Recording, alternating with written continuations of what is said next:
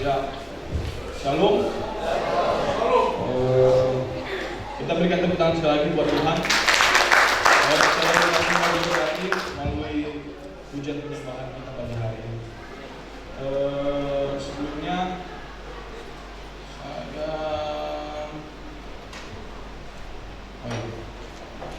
cuma memastikan aja. Hari ini saya akan membagikan kepada kita, saya kasih judul Melihat Yesus dalam Alkitab. Ya,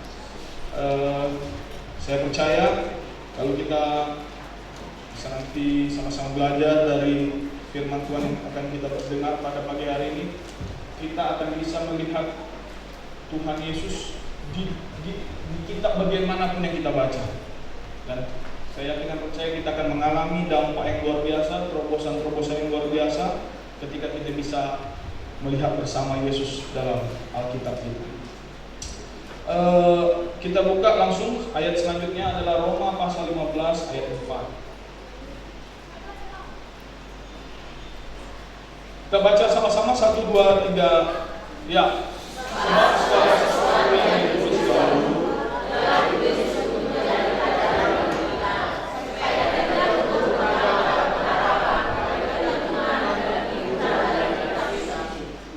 Amin. Ya, dikatakan di sini sebab segala sesuatu yang ditulis dahulu telah ditulis untuk menjadi pelajaran bagi kita, supaya kita teguh berpegang pada pengharapan oleh ketekunan dan penghiburan dari kitab suci. Ayat ini berbicara, kalau kita baca Roma pasal 15 bagian yang pertama, itu berbicara tentang pada waktu itu ada terjadi persekusi terhadap orang percaya. Dan di ayat ini, ya, penulis kitab Roma diilhamkan Tuhan untuk menuliskan ini. Dikatakan apa? Segala sesuatu yang ditulis dahulu, ditulis itu fungsinya apa? Agar kita teguh berpegang pada pengharapan. Kadang pengharapan ini maknanya berbeda-beda, ya. Ketika kita berharap sesuatu ini, makna dunia ini, saya berharap begini sesuatu, saya berharap nanti anak saya sekolahnya bagus, saya berharap nanti ketemu jodoh yang baik, saya berharap nanti pekerjaan saya bagus. Itu berharap sesuatu yang tidak pasti. Bisa ya, bisa tidak. Maybe yes, maybe no.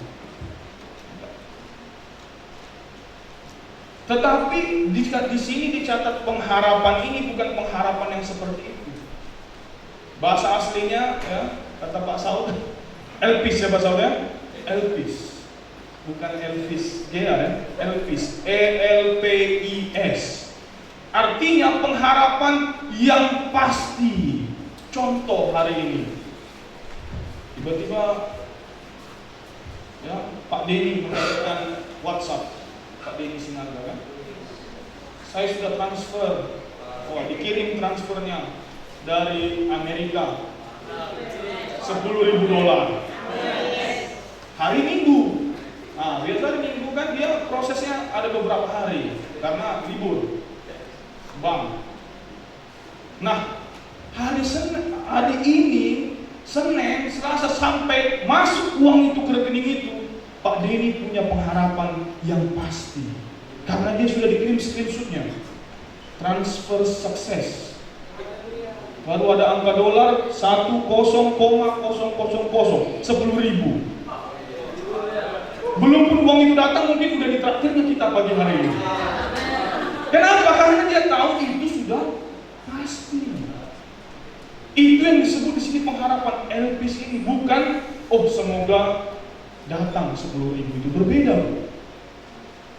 Jadi dikatakan sebab segala sesuatu ditulis, firman Tuhan ini ditulis buat saya dan saudara agar engkau dan saya punya pengharapan yang seperti itu, yang pasti. Katakan amin.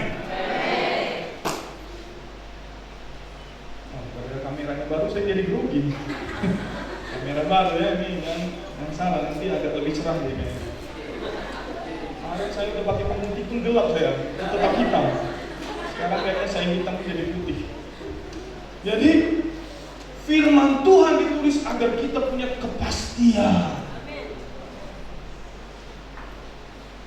Baru bertanya, Pak, tapi kenapa di Alkitab masih banyak penderitaan? Kenapa masih banyak kita lihat orang mengalami pergumulan, Pak? Ya. Abraham mengalami pergumulan enggak? Pergumulan. Dari dia dijanjikan untuk mempunyai anak, umur dia 75 tahun ketika Tuhan panggil dia keluar dari tanah, pergi ke tanah yang akan ditunjukkan kepada dia, menanti 24 tahun sampai Tuhan bilang tahun depan kau punya anak. Genap 25 tahun. Daud harus bergumul.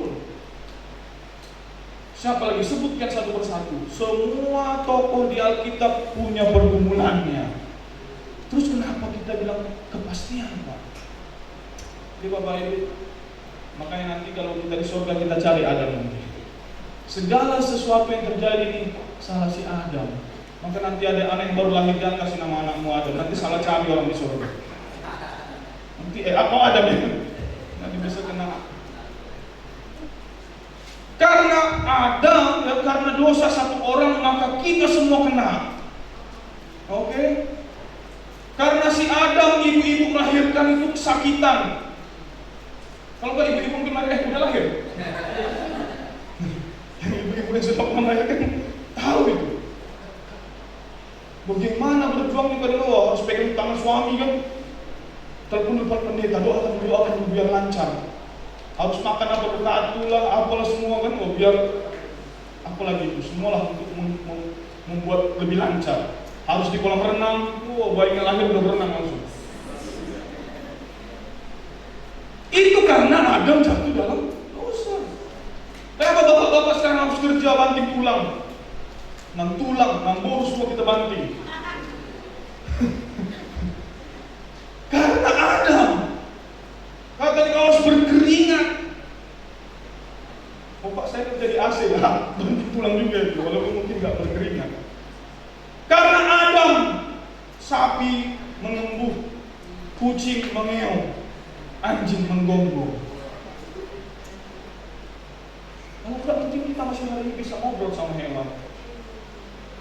Bayangkan pagi-pagi kucingnya Pak Rista bilang, pagi Om Gaun.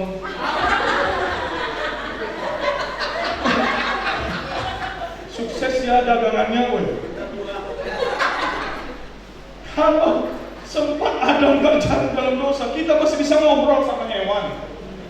Kenapa bisa begitu? Karena hewan-hewan itu melayani Adam saat itu. Ambil dulu kelapa, monyet ambil. Sekarang kelapa kita dicuri monyet.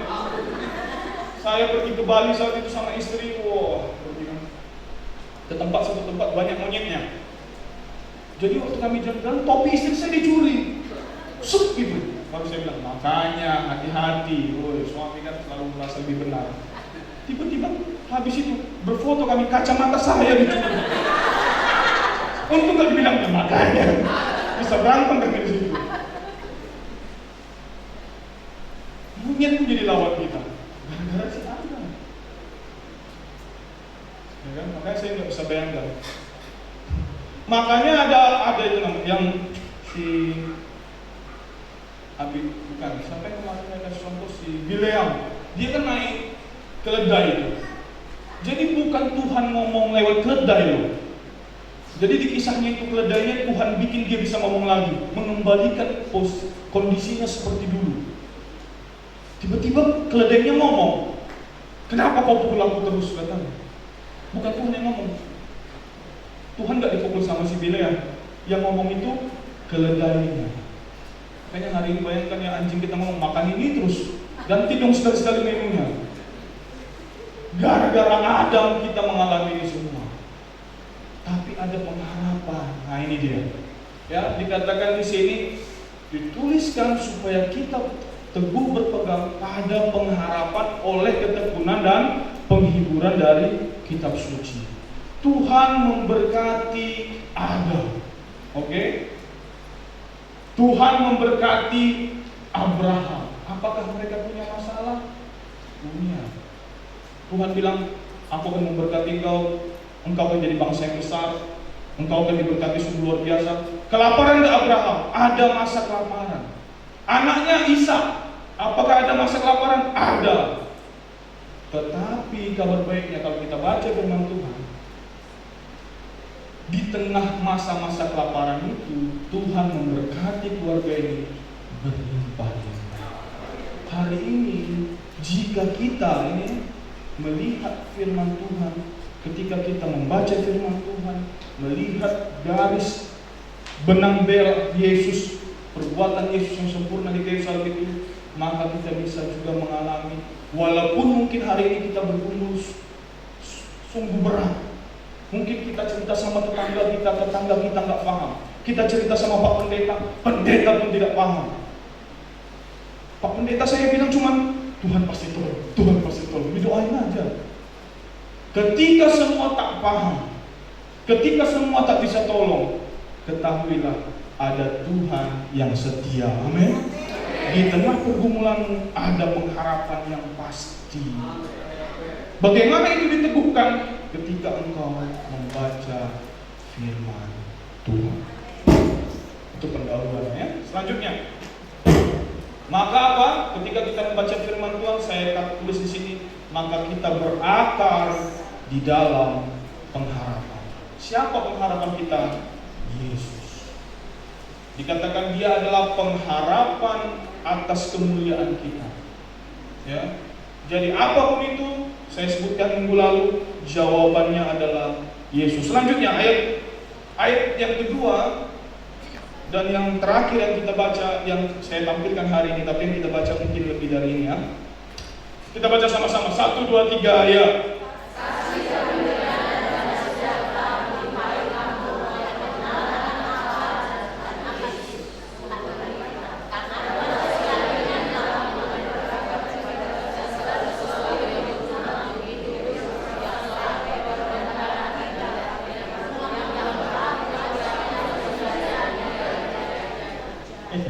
Ini kalau sarapan yang bubur gini kayaknya.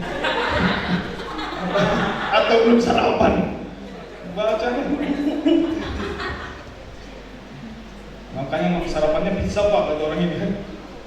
Kasih karunia dan damai sejahtera melimpahi kamu. Katakan amin.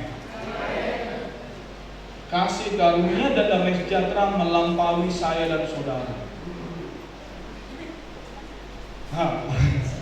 Si raja ini udah lain ya.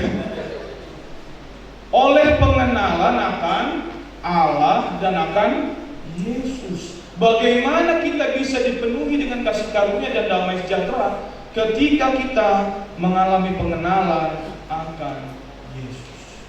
Jadi kalau kita balik kata-katanya, ketika kita mengenal Allah dan mengenal Yesus, maka kita akan dipenuhi oleh kasih karunia dan damai sejahtera. Firman Tuhan berkata di Roma 5 ayat 17, katanya apa? Barang siapa yang menerima kelimpahan apa? Kasih karunia dan anugerah kebenaran akan hidup dan berkuasa. Bukan cuma sekedar hidup, tetapi juga apa? Berkuasa. Status kita dalam perjanjian lama, status kita yang diberikan kepada Adam dipulihkan kembali. Ketika kita bicara berkuasa, kuasa itu bahasa Inggrisnya authority. Authority itu adalah sesuatu yang kita terima, didelegasikan kepada kita. Dan ketika kita lakukan otoritas kita itu, ada yang menaatinya. Otoritas. Dalam bahasa lainnya bisa authority itu bisa juga government, pemerintah. Jadi di bawah pemerintah kita harus mengikuti, mentaati pemerintah. Jadi ketika dikatakan engkau akan hidup dan berkuasa, ada sesuatu yang kita katakan, ada yang kita ucapkan, ada yang mendengar dan mentaatinya. Ketika Tuhan Yesus di boat, ya kami mau pergi ke Pulau Cemara ini, saya dengar Pak Firman bilang tidak ada safety, nggak ada life vest-nya, tidak ada apa yang bahasa Indonesia, rompi penyelamatnya. Sementara yang mau kita bawa ini orang-orang tua, jalan pun susah lagi berenang. Umur 70, 75 Pak Mentari. Ya kan? terpaksa kita mainkan otoritas itu. Kita akan kenapa? Airnya nanti tenang, ya kan? Cuacanya cerah. Kenapa dikatakan segala sesuatu yang punya nama di bawah kolong langit ini, katanya apa? Tunduk kepada nama Yesus. Jadi dikatakan kalau kita mengenal Allah dan Yesus, kita terima kasih karunia dan damai sejahtera melimpah di dalam. Ketika kita terima kasih karunia itu, kita menerima otoritas. Praktekkan, ya kan? Praktekkan aja, tes, coba. Exercise your authority, mulai praktekkan otoritas saudara. Ya kan, tadi anak-anak sekolah minggu ini, guru-guru sekolah minggu pasti mempraktekkan otoritasnya. Anak-anak nanti setelah ini, kita nanti ke depan didoakan. Maka anak-anak bilang apa? Baik, nggak tahu siapa bilang, Kak, Miss, mereka berbaris di sini. Otoritas. Hari ini, siapa di sini yang paling mungil, yang paling imut?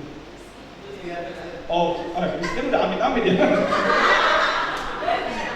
Apa yang ini mungkin si apa? Chelsea ya? Chelsea. Chelsea ini tiba-tiba masuk polisi lagi. Badannya masih sekecil ini. Tapi yang pakaiannya kan baru Chelsea. Guru apa? Chelsea. Baru di simpang lampu merah ini dia. Tiba-tiba ada tronton besar. Roda 8 lagi bawa besi Pak Supri.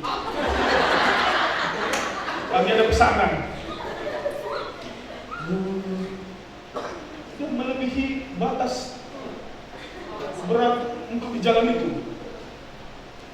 Kalau si Chelsea dilihatnya badannya, nggak berani dia. Bisa ditabrak mobil ini saya. Tapi ketika tahu dia otoritas, dia bajunya baju polisi. Ditiupnya peluitnya itu, kira-kira supir di jalan berhenti nggak?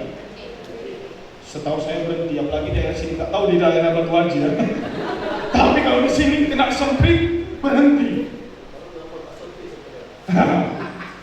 Harga apa nggak tahu kita supirnya itu kan? Berhenti. Kenapa? Bukan karena ukuran badan Chelsea, tapi karena otoritas yang diberikan kepada dia. Satu tiupan peluitnya memberhentikan satu truk roda 10. Tapi jangan coba, Pak Xiaoming kan badannya besar, Xiaoming pula. Iya betul ya Pak Xiaoming. Karena dipikirnya badannya besar, udah nge-gym tiap hari di samping sama Pak Saud. Gini-gini terus, baru dicoba karena dilihatnya Chelsea badannya kecil, dicobanya si panggung merah sini. Diambilnya peluitnya tadi, dipikirnya karena peluit itu. Di tiupnya, besok udah masuk orang. Temukan pria Parubaya dengan peluit di bibirnya, dilindas truk roda 10. Bukan masalah peluitnya, otoritasnya. Bukan masalah siapa saudara latar belakangmu, otoritas yang ada dalam dirimu itu yang luar biasa. Berikan tepuk tangan yang luar biasa. Maka omongan kita punya otoritas. Waktu kita ngomong sama anak kita punya otoritas. Waktu dia sering ambil buah mungkin dari kulkas, kita jadi marah, nggak ngomong-ngomong. Kayak maling kok, waktu kita bilang dia jadi maling. Baru dia jadi maling, kita salahkan lagi Tuhan. Kita yang bilang dia jadi maling. Mulai belajar omongkan hal yang kita lihat dia kenting bodat anakku ya. Kadang-kadang mulut kita ini ya gak bisa kita rem. Sementara ada peluit tadi, ada otoritas di situ.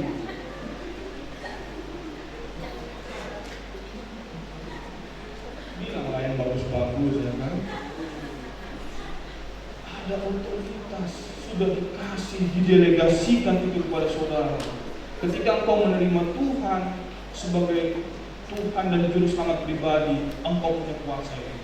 Ya, minggu lalu ada 2 orang terima dibaptis menjadi tindakan iman menunjukkan mereka menerima Yesus. Nah, walaupun mereka masih mungkin badannya masih baru SMA, tapi ada otoritas di dalam diri mereka. Sama seperti saudara, mungkin saudara bilang, oh aku kok udah enggak. Bukan tentang siapa saudara, siapa saya, tapi tentang siapa yang ada di dalam saudara. Amin. Poin yang pertama dari ayat ini adalah selanjutnya, melihat Yesus dalam firman Tuhan membawa kesuksesan, kesehatan, dan kelimpahan. Macam mana pula? Kayak mana kita melihat Yesus dalam Alkitab kok bisa membawa kesuksesan, kesehatan, dan kelimpahan? Di dalam Alkitab ada begitu banyak gambaran, perumpamaan tentang Yesus, baik dalam perjanjian lama, bahkan di perjanjian baru penggenapannya. Dan kalau kita lihat contoh-contoh itu semua, ketika mereka fokusnya bukan kepada diri mereka lagi, tetapi ketika mereka fokus kepada Yesus, maka yang mereka harapkan atau pikirkan itu terjadi. Tetapi ketika mereka fokus kepada apa yang mereka mau dapatkan itu, justru tidak terjadi apa-apa. Minggu lalu saya kasih contoh, ada ular tembaga. Dua minggu yang lalu saya kasih bicara ular tembaga. Ketika mereka bukan lagi fokus kepada duka mereka, ketika fokus mereka bukan lagi pada sakit mereka, ketika mereka fokus bukan lagi pada ular-ular yang mematok mereka, tetapi fokus kepada ular tembaga itu yang merupakan gambaran Yesus, mereka mengalami kesembuhan. Oke. Maka hari ini jika ada engkau yang merasakan sakit, ya, mungkin tanda-tanda udah mulai encok, udah mulai tua, Pak, jangan terima itu. Kemarin kami baru ada ketemu tamu di El Shaddai. Saya ceritakan, ya bapak wali kita Dr. Tan Kopeng, umurnya berapa? 85. Waduh, berarti udah sakit-sakitan ini. Siapa bilang? Dia masih sering keliling-keliling ke Pakistan, ke Indonesia, kemana-mana, penginjilan, khotbah KKR, kadang-kadang tak perlu pakai mic, saya bilang. Dia kaget. Kenapa? Berarti dalam pemahaman dia kalau tua pasti sakit-sakitan. Bapak Ibu, tidak benar. Maunya kita, firman Tuhan berkata, dia akan memuaskan engkau dengan umur yang panjang dan tidak sakit-sakitan, sehat. Saudara bisa gendong cucu, enggak maksudnya encok, baru gendong sebentar sudah encok. Engkau sehat sampai akhir hidup. Kenapa? Karena oleh hidupnya engkau sudah sembuh. Nah itu dia, fokus kita bukan lagi kepada diri kita, kepada Yesus. Fokus kepada diri sendiri apa? Wah, memang keturunan, Pak. Dari opungku, kakekku, nenekku, semua itu ada jantung, Pak. Maka saya pasti punya jantung nih, Pak. Oh, mamaku Pak diabetes, opungku Pak diabetes, berarti aku punya kena diabetes. Oh Pak, opungku pemarah, bapakku pemarah, makanya saya pemarah. Berarti engkau fokus bukan kepada Yesus, fokus kepada dirimu sendiri. Memang saya begini, Pak. Kalau ada masalah saya langsung heboh, Pak. Kalau ada semua kita salahkan. Enggak. Ketika engkau di dalam Kristus, engkau adalah ciptaan yang baru, katakan amin. Engkau berbeda. Kutukan itu dipatahkan. Engkau ciptaan yang baru. Maka buah roh itu bermanifestasi. Maka teman-teman, ya tadi saya terima Tuhan di sini, terima kasih sudah hadir. Ya kenapa? Karena ada urapan Tuhan yang berbeda ketika kita berkumpul bersama. Ketika kita kumpul di komsel, ketika kita kumpul di gereja, ketika kita kumpul mungkin ada fellowship ibu-ibu, ada fellowship bapak-bapak, ada urapan Tuhan yang berbeda ketika kita berkumpul bersama. Firman Tuhan katakan Mazmur 133 dikatakan Tuhan perintahkan berkat turun. Apakah bisa saudara di kamar saudara sendiri buka YouTube, dengarkan penyembahan, dengarkan khotbah, menikmati Tuhan? Bisa. Tapi ada berkat yang khusus ketika kita berkumpul bersama. Ya. Maka Ibrani katakan jangan jauhkan dirimu dari pertemuan-pertemuan. Ya. Kita sama-sama tadi kita nyanyi lagu rohani, kita sama-sama omongkan firman Tuhan yang dalam bentuk lagu. Kemudian kita dengan khotbah, saudara dengarkan firman Tuhan. Ya kan? Iman timbul dari pendengaran firman Kristus. Saudara di komsel punya kesempatan untuk bersaksi. Saudara mungkin ada pergumulan, minta didoakan. Maka dalam komunitas ini Tuhan perintahkan berkat turun. Sesuatu yang kita nggak duga-duga bisa terjadi. Terobosan yang kita harapkan terjadi. Ada masalah yang kita hadapi, kita rasa sukar menghadapinya, ada solusinya Tuhan beri. Amin. Jadi jangan jauhi dirimu dari ibadah. Undang, mungkin ada teman kita, saudara kita yang mungkin belum bergereja, kecewa sama Tuhan. Undang dia. Gereja kita berkomitmen memberitakan kasih Kristus. Dari kasih Kristus itu muncul iman. Dari iman muncul tindakan. Itu jangan dibalik. Bukan dari tindakan dulu, baru beriman, baru dapat kasih Tuhan. Gereja kita dari sini mimbar ini khusus memberitakan pekerjaan Tuhan yang sudah selesai, kasihnya yang begitu besar bagi saudara. Amin. Jadi jika saudara kenal teman saudara tak bergereja, ya kan sudah patah arang, mungkin dia doakan dulu mamanya. Saya ada teman di Jakarta, salah satu yang baru terima Yesus pada saat itu, salah satu yang dilayaninya lah dulunya hamba Tuhan, pelayanan. Berhenti ke gereja kenapa? Kecewa sama Tuhan. Karena waktu mamanya sakit didoakan, enggak sembuh, malah meninggal. Baru dia bilang kalau Tuhan ada, kenapa begitu? Akhirnya itu jadi pelayanan dia. Saudara punya pelayanan masing-masing tempat ini. Bawa jiwa-jiwa. Amin. Terima kasih Tuhan. Haleluya. Selanjutnya, poin selanjutnya, pewahyuan akan Yesus memampukan kita isi sendiri. Dan bangkit dia ragu-ragu. Namanya adalah Petrus. Kalau saudara pernah nonton film The Chosen, Petrus itu digambarkan orang yang meledak-ledak, berani. Kenapa? Karena dia ketua nelayan. Dia punya kumpulan, dia punya kapal sendiri. Dia berani, dia berjiwa petualang. Tapi ketika dia menghadapi satu tantangan di mana Tuhan Yesus ditangkap, dipukuli, dan dibilang kau pasti bagian dari dia. Dia kenapa? Aku bersumpah, aku tak kenal dia. Nama dia dulu Simon, diganti Tuhan jadi Petrus. Simon itu ilalang, Petrus itu batu karang.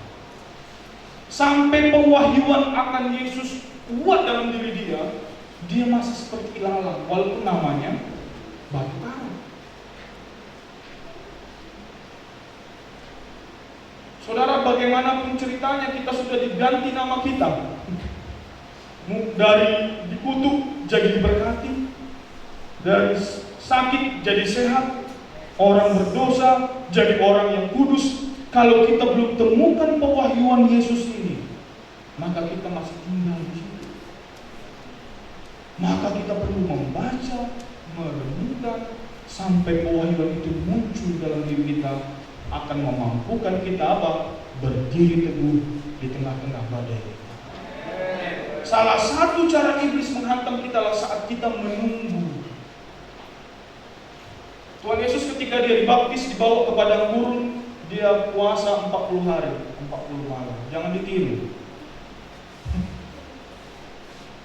Nanti udah kurus sekali ya Pak, saya puasa udah 15 hari, menuju 40 hari. Itu kemampuan khusus Tuhan. Jadi ketika dia sudah di hari ke-40, iblis datang bilang apa? Kalau kau anak Tuhan, ubah roti ini, batu ini jadi roti. Yang dipertanyakan di situ adalah anak Tuhannya. Saudara, ketika iblis menyerang kita, ketika kita menanti, apa yang kita nantikan? Suami kita berubah, iblis serang, mana? Istri kita berubah, anak kita berubah, situasi kita berubah, ekonomi kita berubah. Apa yang kau nantikan saat ini dan belum terjadi apa-apa? Disitulah iblis serang. Maka pewahyuan akan Yesus yang memampukan engkau tetap berdiri dan berkata, seperti lagu itu, ku kan berdiri di tengah badai. Saya bukan kayak Pak Wijaya itu ya, bisa merdu suara saya. Pales. Jadi kita bisa berdiri bukan karena kuat kita. Kalau kekuatan kita yang terbatas, satu kali kau salah, kau ampuni. 2 kali salah, kumaklumi, tapi jangan 3 kali. Tapi ketika kita ada di dalam Yesus, pewahyuan itu benar-benar kuat dalam diri kita. Dia yang mengampuni semua dosa kita, maka kita pun bisa mengampuni orang lain. Sedikit tentang pengampunan. Orang yang mengampuni tidak pernah rugi. Saya ulangi, orang yang mengampuni tidak pernah rugi. Karena ketika kita menyimpan kepahitan kepada orang lain, ketika kita menyimpan dendam kepada orang lain, kita seperti sedang menyimpan racun dalam tubuh kita. Apapun yang dikerjakan dia salah. Senyum dia, ngecek banget. Jadi asar dia, cari muka dia sama Pak Pendeta. Jadi tukang persembahan dia lihat tangan dia, jangan-jangan nanti diambilnya. Semua pikiran negatif muncul. Dia pun dia salah. Enggak aktif di gereja, enggak meresponi panggilan Tuhan.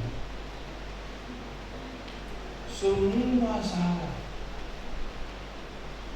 Saya pernah dapat ilustrasi juga ya. Ketika dia pegang kepalanya sakit, dipegangnya dengkulnya sakit, dipegangnya hidungnya sakit, dikiranya udah sakit kronis dia ini. Ternyata yang sakit apa? Ternyata jarinya luka. Semua bisa salah ketika engkau menyimpan dendam, tidak bisa mengampuni orang lain. Tetapi ketika engkau melepaskan pengampunan, maka engkau akan merdeka. Amin. Nggak tahu kenapa sampai situ, tapi itu dia. Memampukan kita juga memampukan kita juga untuk apa? Untuk minta maaf sama orang. Ya kan? Minta Pak, aku paling mantap meminta Pak. Dari dulu aku sudah mandiri Om. Minta maaf bukan minta sesuatu yang buat hati kita merasa malu. Justru tindakan ya yang butuh memang iman. Tindakan yang butuh memang karena ada kekuatan Tuhan yang menolong kita. Jadi pewahyuan akan Yesus memampukan kita. Amin. Selanjutnya, ya, kita baca sekali lagi ayatnya. Kok bisa sampai sini Pak? Yang tadi ke belakang mundur. Ya, saya bacakan ya. Kasih karunia dan damai sejahtera melimpahi kamu oleh pengenalan akan Allah dan akan Yesus Tuhan kita. Karena kuasa ilahinya telah menganugerahkan kepada kita segala sesuatu yang berguna untuk hidup yang saleh oleh pengenalan kita akan Dia yang telah memanggil kita oleh kuasanya yang mulia dan ajaib. Kenapa Alkitab? Kenapa Alkitab cara kita untuk mengenal Tuhan? Ketika kita mendengar seorang penyanyi menyanyikan lagu-lagunya, kita bisa sedikit demi sedikit mengenal tentang si pencipta lagu. Karena dia berkarya, dia mengekspresikan dirinya melalui lagu. Seorang yang berpacaran di zaman sebelum WhatsApp ada, sebelum SMS ada, zaman siapa itu? Zaman Putri? Oh, zaman Ibu Tuti itu? Bu Tuti. Ketika zaman Bu Tuti itu pacaran, cara ibu ini mengenal pacar gimana? Surat. Mereka berkirim surat. Setiap kali ibu ini baca surat itu, senyum-senyum dia. Betul Bu ya? Nggak mungkin nangisnya dibaca surat baru nangis ini. Ini surat PHK bukan surat cinta. Setiap kali Bu Tuti baca surat itu, keluar amsal-amsal kan ini. Senyumanmu seperti yang ketawa pengalaman ya berarti. Mantap juga Pak Chelsea ya. Jadi dari surat itu si penerima surat belajar mengenal lebih lagi si penulis surat. Oh ternyata dia begini. Kalau kita baca buku kita kurang lebih tahu ya, mengenal siapa penulis buku itu dari cara dia menyampaikan sesuatu, dari bagaimana dia mengeksplain pikiran dia. Dan bagaimana saya dan saudara mengenal Yesus? Dengan membaca surat cinta Yesus, yaitu firman Tuhan. Kalau dulu ada WhatsApp, mungkin sudah dikumpulkannya juga itu, kayak satu announcement. Tapi dulu belum ada WhatsApp tertulis, dan dia ada ditulis di Alkitab kita. Mungkin saudara ada yang punya Alkitab ini, siswa Alkitab kita bawanya Alkitab yang besar-besar. Mungkin saudara ada yang punya di handphone. Ya, istri saya suka dengar Alkitab pakai yang audio, dia ngomong sendiri. Jadi istri saya cepat juga baca Alkitab, tinggal diputarnya aja, baru entah masak kan. Alkitabnya saja, tiap hari baca Alkitab. Artinya sekarang sudah dipermudah. Kalau saudara dengar di Cina, mereka harus robek Alkitab itu satu-satu dan mereka bertukar. Jadi setiap kali ketemu tukaran dia. Jadi mereka sampai bisa hafal. Karena apa? Karena bagi mereka untuk punya yang ini lagi karena akan ditukar, bagaimana tetap sama dia harus masukkan ke dalam pikiran. Kita nggak sampai kayak gitu loh. Tapi mari kita sama-sama apa? Bukan karena terpaksa lagi, tapi karena kita ingin mengenal siapa Yesus itu. Amin. Ketika kita mendapat pewahyuan tentang Dia, tak ada lagi yang berat. Amin. Tak ada lagi yang suka. Firman Tuhan berkata, apakah ada yang terlalu sukar bagiku, kata Tuhan. Wanita yang tak berhubungan sama laki-laki pun bisa hamil. Siapa? Maria. Yang sudah mati 4 hari, yang secara kesehatan sudah tidak mungkin lagi bangkit. Entah kemana ular-ularnya pergi, tapi dia bangkit. Yang buta sejak lahir, tanpa perlu operasi ganti mata cari donor, bisa melihat. Pasangan suami istri yang sudah lewat masa kesuburannya, sudah kakek nenek, punya anak. Apa yang terlalu sukar bagi Tuhan? Ketika engkau mengenal itu, engkau akan melihat yang dahsyat. Salah satu melihat Tuhan Yesus dalam perjanjian lama, saya kasih contoh aja, mungkin next time kita lanjutkan. Salah satu kisah di perjanjian lama adalah tentang Yusuf. Jadi bagaimana melihat Yesus dalam setiap kitab itu, kita lihat hidupnya dan kita lihat konteks Alkitab yang kita baca. Yusuf di perjanjian lama, dia dibuang, dijual oleh saudara-saudaranya. Yesus dijual siapa? Jual Yudas. Ya. Lalu Yesus setelah bangkit dari kematian, Yusuf setelah dia jadi Perdana Menteri ketemu saudaranya sekali, tak dikenal dia. Kemudian pertemuan kedua kali baru mereka kenal sampai Yusuf. Sama, Tuhan Yesus begitu juga, ketemu dia di jalan sama orang itu di jalan Emmaus, tak kenal mereka.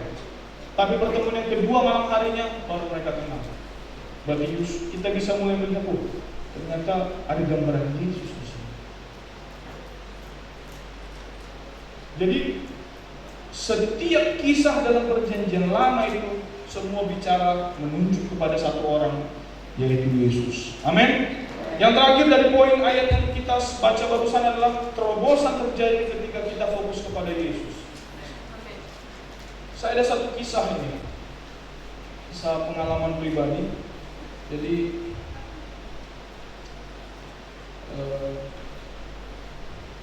ketika saya sekolah di Biayu, yang saya selalu dengar, yang Master of Art in Intercultural Education itu baru Pak Johan dan Pak Yusuf. Jadi saya pergi ke sana dengan satu pengharapan, saya lah selanjutnya lagi sebelum nanti yang lain-lain.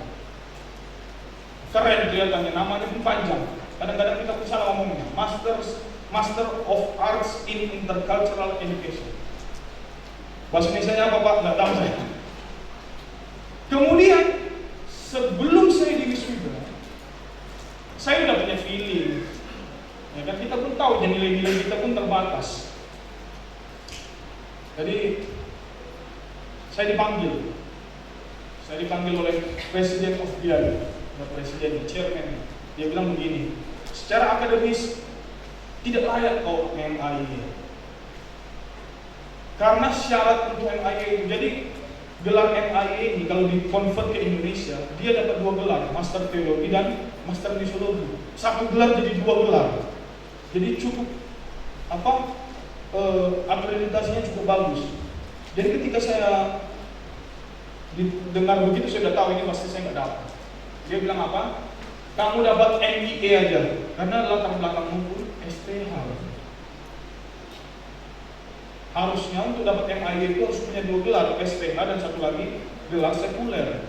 Jadi saya tak layak mendapatkan gelar itu. Nah, tapi kan kita di sini sering dengar khotbah kan? Kita minta aja sama Tuhan. Yang tak layak engkau terima, minta sama Tuhan. Jadi saya ngomong sama istri saya, nah ini juga fungsi istri-istri, kuatkanlah suamimu. Jangan waktu suamimu punya masalah, udah bilang Pak. Memang lebih gampang ngomong gitu. Puji Tuhan istri saya di situ dijamah Roh Kudus lah. Ya, mari kita doakan. Tidak ada yang mustahil bagi Tuhan. Jadi tak tahu kenapa saya terjerak lah baca Alkitab. Saya baca, yang saya baca pada waktu itu adalah tentang kisah Maria mendapatkan anak Tuhan Yesus kan. Dia bertunangan, tapi dia tidak pernah melakukan hubungan suami istri.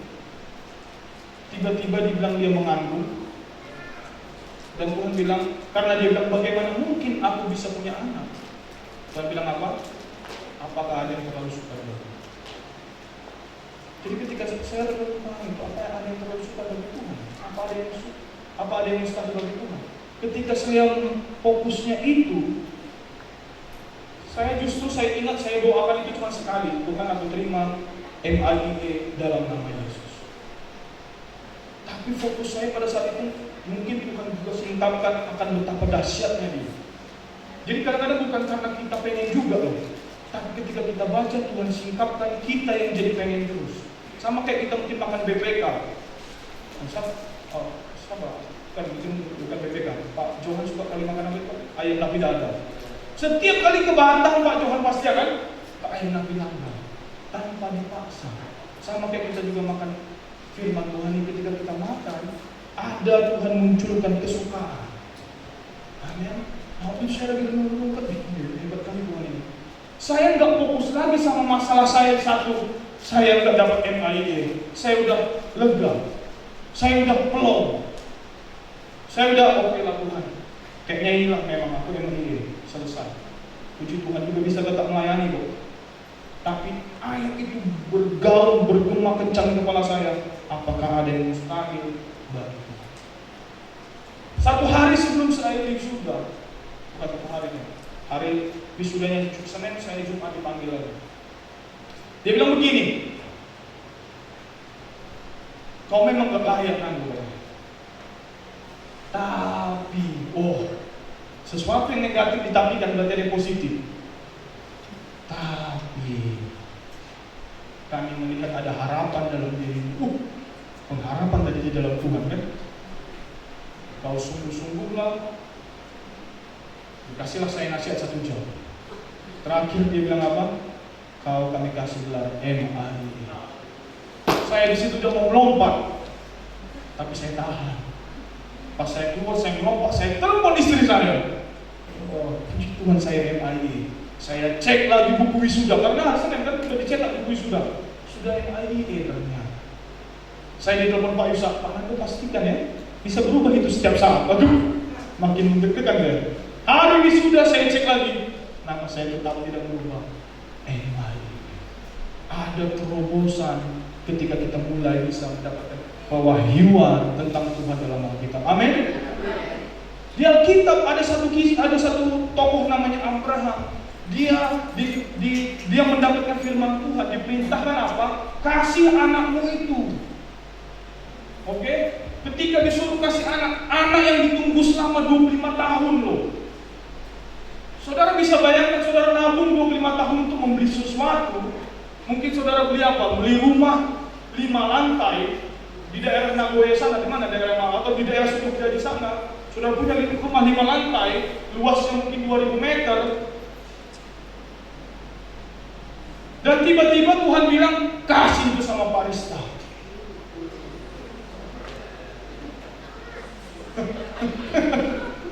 Tuhan ini yang sudah nabung 25 tahun. Abraham sudah nunggu 25 tahun dan Tuhan Tuhan bilang, kasih itu, korbankan. Tapi apa yang dia lakukan? Karena dia yakin itu Tuhan yang suruh. Ini dia. Karena dia yakin Tuhan yang suruh dia kerjakan, tahu apa? Tuhan kasih terobosan. Dia tak perlu korbankan sesuatu untuk memberi. Nah ini dia, perhatikan saudara. Ketika kita Tuhan suruh kasih sesuatu, ini contoh ya. Tuhan bisa buat sesuatu itu yang harusnya kita kasih itu justru jadi nggak hilang dia. Nah ini dia. Kalau matematika 100 kurang 50, hasilnya berapa? 50. Matematika Tuhan berbeda. 5 roti 2 ikan dikasih jadi berapa? Halo? Bukan 5.000 batu ya. 5.000 orang laki-laki makan dan sisa 12 bakul. Ini matematika dari mana ini? Sarjana apa? Sarjana ilmu pasti pusing buat dengar ini. Jadi ketika Tuhan yang suruh, harusnya waktu dikorbankan anaknya dia kehilangan anak, tapi yang terjadi waktu dikorbankannya anaknya tidak hilang dan dia disebut hari ini Bapak orang beriman. Maka hari ini jika engkau merasa Tuhan suruh sesuatu, apa yang membedakan? Bagaimana salah satunya melihat apakah itu Tuhan yang suruh, tidak bertentangan dengan firman Tuhan. Oke? Jadi kalau hukum Taurat hari ini bicara jangan. Tapi kalau udah Tuhan yang ngomong biasanya, ya kalau bilang jangan berzina. Kalau Tuhan yang ngomong hari ini, kasihilah istrimu. Beda ini. Ada orang tidak berzina karena nggak punya duit, Pak Mel. Tapi kalau bilang kasih istrimu, banyak pun duitnya, dia tidak berzina. Ada amin? Kok ada bapak-bapaknya lemas ini kok? Amin? Ini kalau udah bicara banyak duit. Jadi bukan tidak berzina karena tidak mampu, tapi karena kasihilah istrimu, dia tidak berzina. Istrimu tenang di rumah. Gitu. Jadi terobosan terjadi ketika kita berdoa. Si Abraham tadi, ketika dia mengerjakan itu, sebelum dia sempat korbankan, Tuhan sudah sediakan di situ domba untuk disembelih. Hari ini, ya, ketika kita mampu melihat itu, percayalah, ya, engkau tidak kehilangan. Saya percaya anak muda yang kaya itu juga, kalau saja dia memberikan semua hartanya dan dikasih kepada orang miskin, saya percaya dia makin kaya pada saat itu. Jadi kalau Tuhan yang suruh, engkau tidak akan kurang, malahan kelimpahan. Saya akhiri di sini satu ayat, Yehezkiel 3 ayat 1-3. Kita baca sama-sama ya. 1, 2, 3, ya.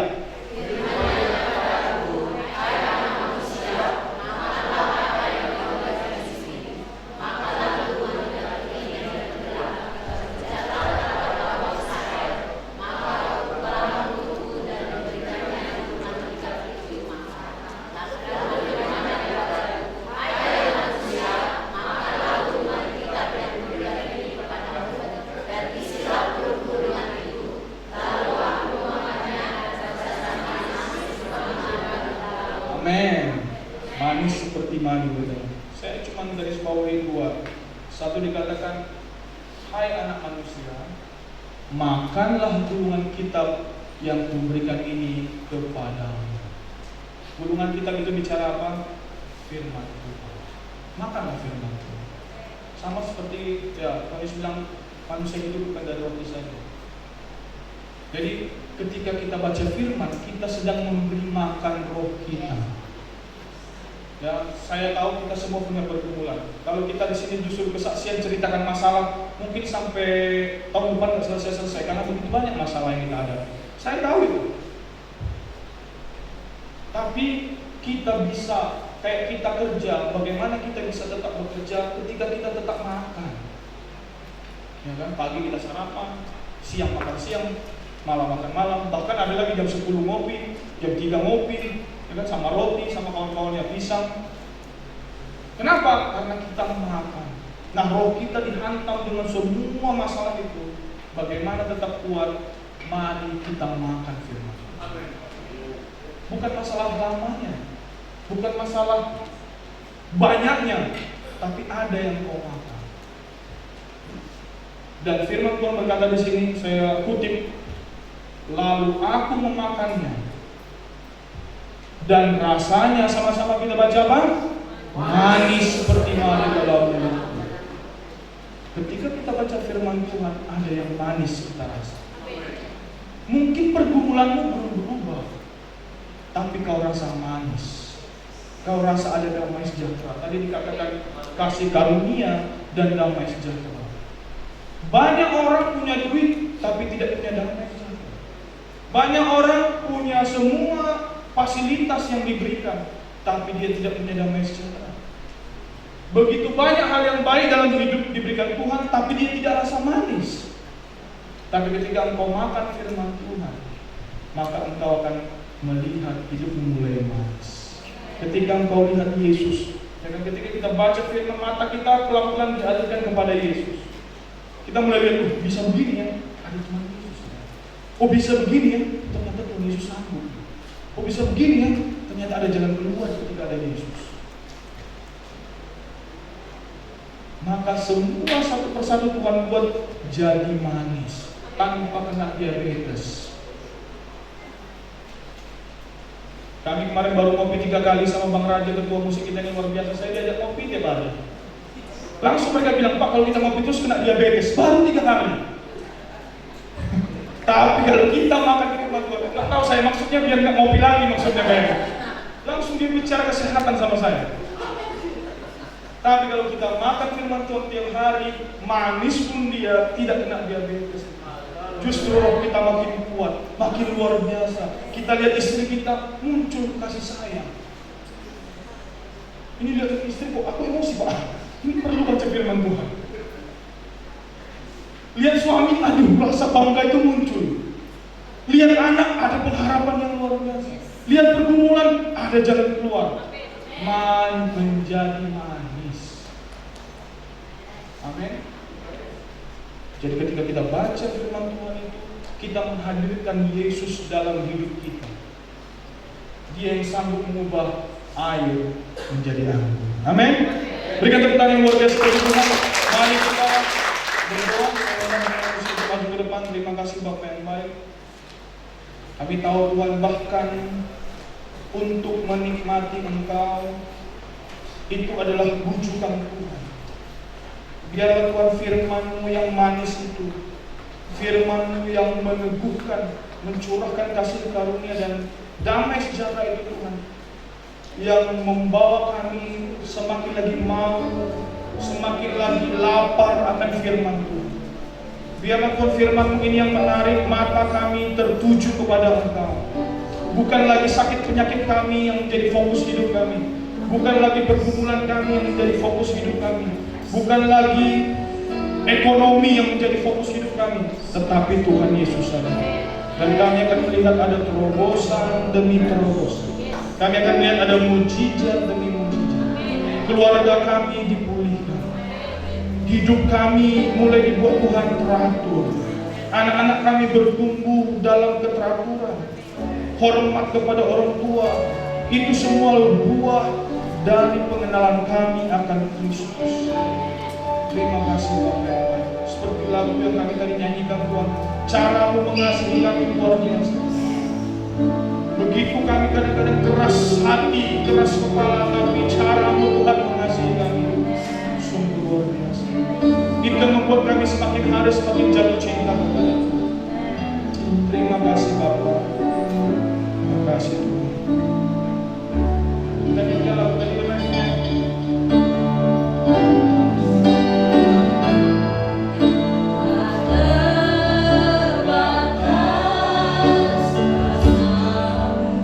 Kuasa-Mu yang tak terbatas itu.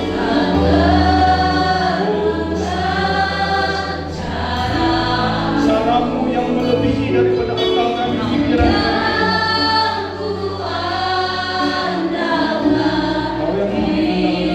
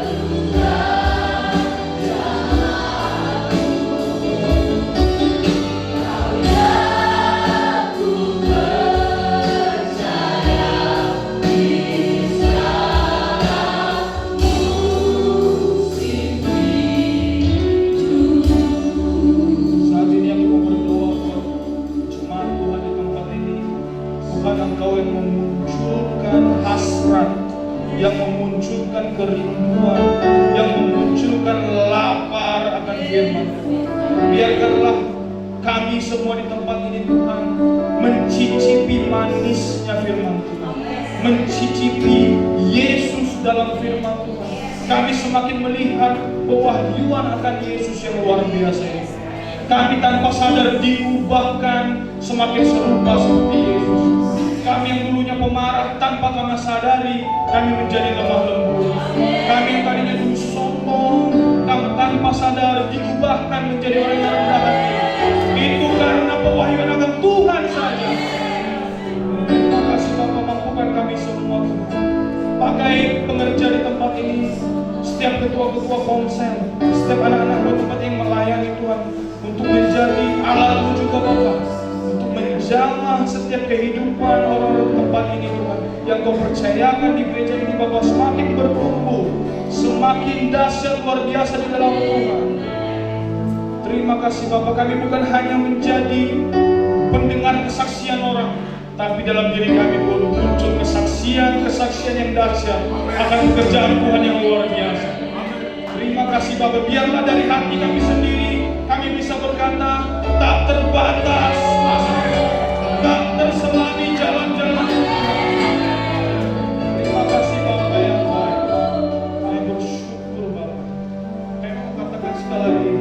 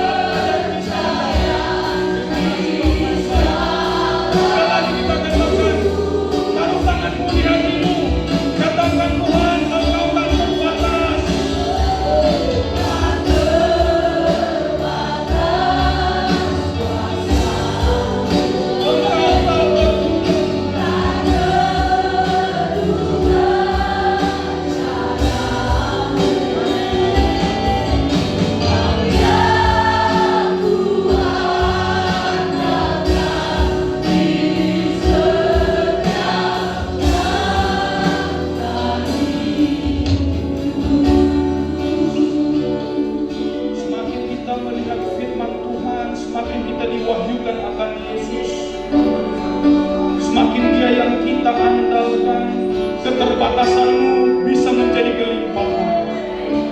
Susah payahmu akan melihat terobosan demi terobosan. Anak yang membawa 5 roti 2 ikan bisa memberi makan 5.000 orang. Orang yang malu karena kusta dipulihkan harga dirinya.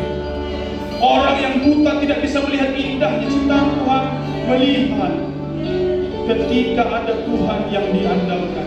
Ketika semua gagal, ketika ahli semua berkata negatif, ketika semua berita berkata negatif, mari kita alihkan pandangan kita, alihkan telinga kita, mari kita mendengar apa yang kata Tuhan Yesus.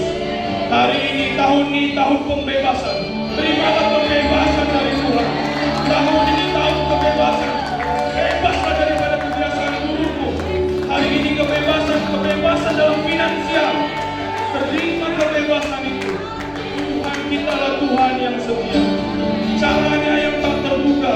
Mungkin yang kita doakan caranya itu terlalu kecil, tapi yang pasti tidak ada yang terlalu sukar bagi Tuhan.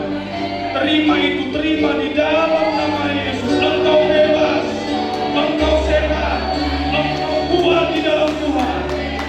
Terima kasih Bapa yang baik.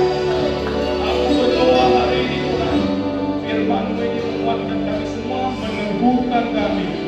Kami semakin hari semakin jatuh cinta kepada Tuhan, semakin jatuh cinta membaca firman Tuhan. Dan kami akan melihat terobosan yang dahsyat dalam gereja kami. Terima kasih Bapak yang baik. Kami bersyukur dalam nama Tuhan Yesus, sama-sama kita katakan amin.